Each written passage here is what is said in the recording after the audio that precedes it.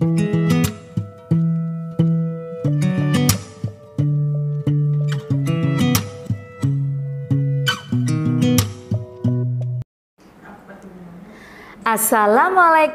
warahmatullahi wabarakatuh. Halo anak-anakku semuanya, bagaimana kabar kalian pagi hari ini? Alhamdulillah, luar biasa, tetap semangat, Allahu Akbar. Semoga anak-anakku semuanya sehat walafiat ya hari ini. Bagaimana, sudah sarapan pagi belum? Atau sudah berolahraga ringan belum? Sudah semuanya ya? Oke anak-anakku semuanya, sebelum pembelajaran dimulai disiapkan dulu buku tematik 4D-nya. Karena hari ini kita akan mempelajari tentang pendapat yang ada di buku atau buku cerita, lalu mempelajari tentang unsur cerita, penggunaan huruf kapital, dan unsur kalimat. Anak-anakku semuanya, sebelum pembelajaran ini dimulai, alangkah baiknya kita membaca bismillah terlebih dahulu ya, agar diberi kelancaran oleh Allah Subhanahu wa taala. Bismillahirrahmanirrahim.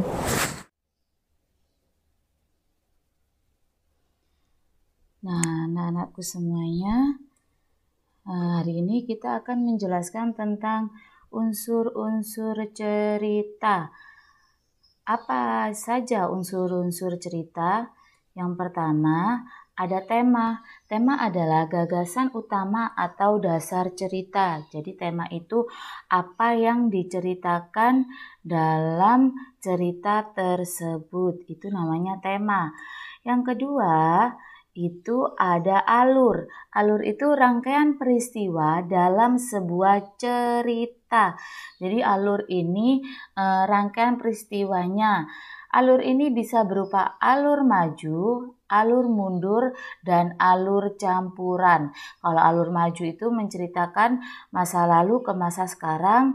Kalau alur mundur itu menceritakan masa sekarang lalu menuju ke masa lalu.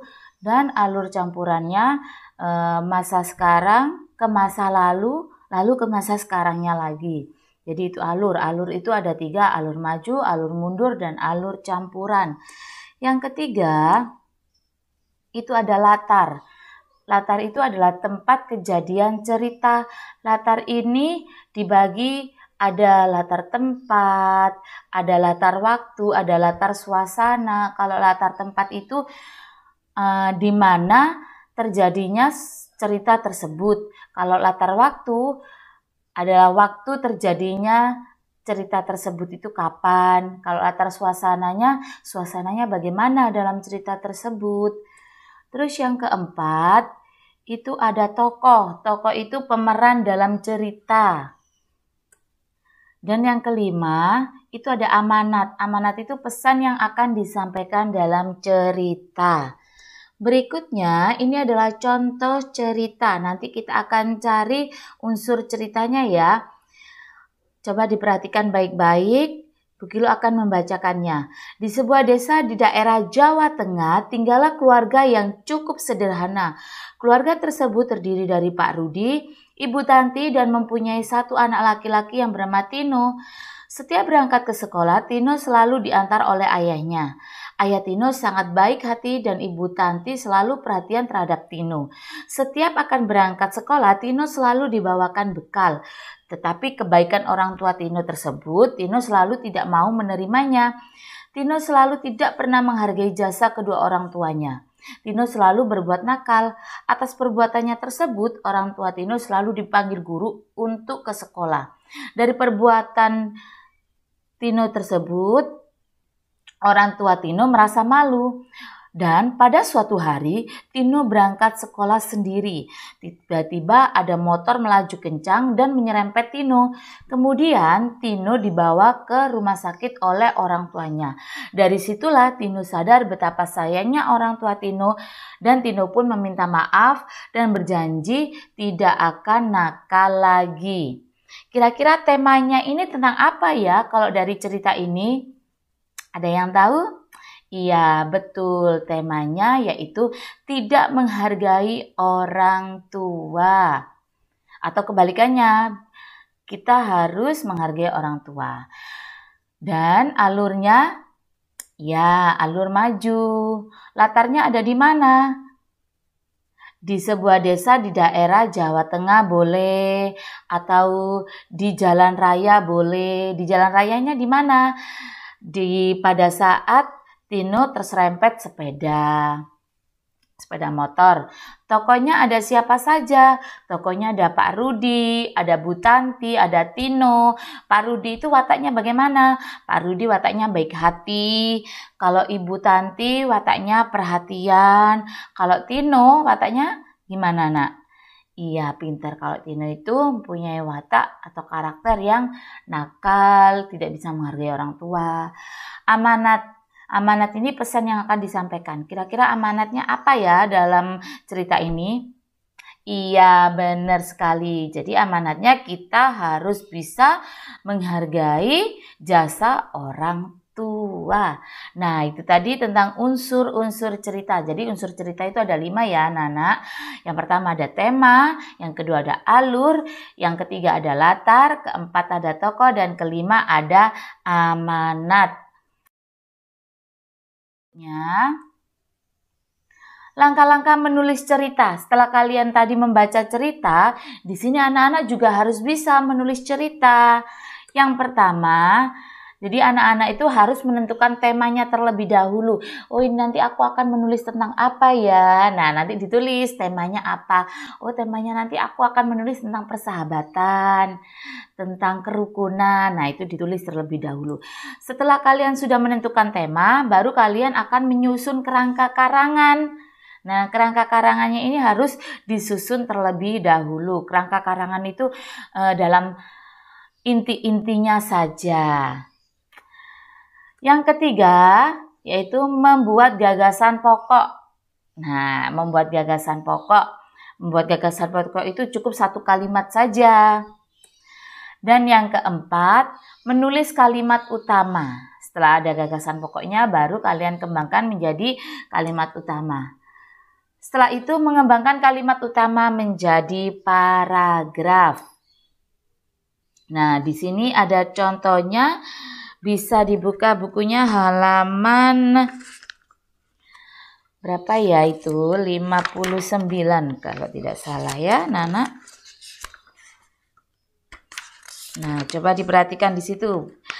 Temanya di situ ada pekerja penambang belerang yang giat bekerja dan berusaha. Kerangka ceritanya ada tempat para penambang bekerja, keadaan di sekitar lokasi penambangan, dan itu nanti bisa dibaca sendiri. Kemudian dikembangkan setiap kalimat utama pada kerangka di atas sehingga menjadi paragraf. Contoh pengembangan gagasan pokok tersebut dapat dilihat pada cerita di atas. Terus ada tempat para penambang bekerja, itu dijadikan menjadi sebuah paragraf. Nanti bisa dibaca sendiri di halaman 59. Setelah kalian tadi membaca cerita rakyat, maksud saya membaca cerita, lalu mencari unsur-unsur cerita, lalu sudah bisa menulis langkah-langkah menulis cerita. Yang berikutnya yaitu di dalam sebuah cerita itu pasti nanti ada kalimat konotasi dan kalimat denotasi. Apa itu kalimat konotasi? Kalimat konotasi adalah kalimat yang mengandung kata-kata yang memiliki makna bukan sebenarnya, atau artinya itu yang bukan sebenarnya. Contoh, menjemput bola. Di sini berarti mendatangi masyarakat dan tidak menunggu masyarakat mendatanginya. Dan artinya bukan berarti mengambil bola. Jadi di sini kalau mana konotasinya menjemput bola, itu bukan berarti kita datang untuk mengambil bola, bukan ya, tapi berarti mendatangi masyarakat. Dan pengertian kedua, kalimat denotasi, yaitu kalimat yang mengandung arti yang sebenarnya. Kalimat denotasi ini menyampaikan makna seperti yang tertulis dalam kalimat. Kalau makna denotasi itu ya makna yang sebenarnya. Jadi kalau menjemput bola berarti ya artinya mengambil bola. Bolanya dijemput, diambil, begitu ya. Berikutnya, perhatikan kalimat-kalimat berikut ini. Nah, ayo kita amati semuanya, kita simak. Hati-hati berteman dengannya, ia dikenal panjang tangan. Kira-kira kalimat seperti ini konotasi apa denotasi ya? Panjang tangan. Kita lihat konotasi. Kenapa kok konotasi? Karena panjang tangan itu artinya suka mencuri. Yang kedua, Ardi memiliki tangan yang panjang, lebih panjang dari tangan manusia pada umumnya. Tangan yang panjang. Konotasi apa denotasi? Ya betul, denotasi. Jadi ini memiliki, Ardi ini tangannya itu yang panjang. Ukurannya itu panjang, tidak seperti tangan kita ya. Jadi tangannya itu ukurannya lebih panjang daripada tangan kita. Yang ketiga, karena krisis ekonomi banyak perusahaan yang gulung tikar. Konotasi apa denotasi? Gulung tikar. Konotasi. Karena krisis ekonomi banyak perusahaan yang gulung tikar. Gulung tikar itu artinya bangkrut. Ya anak-anak. Yang keempat, Roni membantu ayah menggulung tikar setelah acara selesai. Jadi ini dilihat dari konteks kalimatnya ya. Menggulung tikar bukan berarti Roni membantu ayah bangkrut setelah acara selesai. Bukan. Ya, menggulung tikar ini maksudnya tikarnya digulung, dirapikan. Yang berikutnya, tangan kanan Ruli patah karena jatuh dari sepeda. Tangan kanannya Ruli ini loh patah. Bener nggak sih? Nah, berarti termasuk denotasi. Dan yang terakhir, karena kejujurannya Pak Budi ditunjuk sebagai tangan kanan menteri. Jadi Pak Budi ini ditunjuk sebagai tangan kanannya menteri. Masa Pak Budi jadi tangan kanan? Kan enggak mungkin. Nah, jadi arti dari tangan kanan ini adalah orang kepercayaan dan bermakna konotasi. Nah, tadi kita sudah mempelajari unsur cerita yang sudah kita baca, lalu langkah-langkah menulis cerita. Jadi habis membaca kita belajar menulis cerita, lalu dalam cerita itu pasti ada kalimat konotasi dan denotasinya. Dan biar kita lebih paham lagi dalam penulisan cerita, ini ada tentang penggunaan huruf kapital. Penggunaan huruf kapital yang pertama digunakan pada huruf pertama nama geografi. Contohnya Pulau Bali, Desa Sukoyo, Jawa Timur. Jadi Pulau Bali itu P-nya besar, B-nya besar. Misal yang kedua Sungai Musi. Jadi S-nya besar, M-nya besar. Yang kedua digunakan pada huruf pertama nama tahun, bulan, hari raya, dan peristiwa. Contohnya tahun Hijriah, bulan Januari, hari Senin, proklamasi kemerdekaan Indonesia. Tapi kalau nama tahunnya, tulisan tahun itu cukup menggunakan huruf kecil. Tapi kalau namanya itu baru menggunakan huruf kapital. Nah, coba diperhatikan ya anak-anak. Yang ketiga digunakan pada huruf pertama nama bangsa, suku, dan bahasa. Contohnya bangsa Indonesia, suku Jawa, bahasa Sunda, seperti itu. Jadi bangsanya ini kecil, Indonesianya besar. Suku Jawa, nah ini Bu Kilu salah penulisannya ya anak-anak. Sukunya kecil, Jawanya besar. Bahasa Sunda, ini Bu Kilu juga keliru lagi nulisnya. Bahasanya kecil tapi Sundanya yang besar. Nanti bisa juga dilihat di buku paketnya. Ada di halaman 69 ya. Nah, ini perhatikan kalimat berikut. Ayo kita belajar bersama-sama menentukan mana yang menggunakan huruf besar dan mana yang menggunakan huruf kecil. Di kawasan Gunung Ijen terdapat pertambangan belerang. Dan jawabannya D-nya itu D besar, kawasan Gunung Ijen, jadi G besar, I besar, terdapat pertambangan belerang. Gunung Ijen ini nama geografi ya, jadi harus menggunakan huruf besar. Yang kedua, Paman membawa oleh-oleh dodol Garut karena dari kota Garut. Paman, P-nya P besar. Kenapa kok menggunakan P besar? Karena di awal kalimat itu harus menggunakan huruf kapital.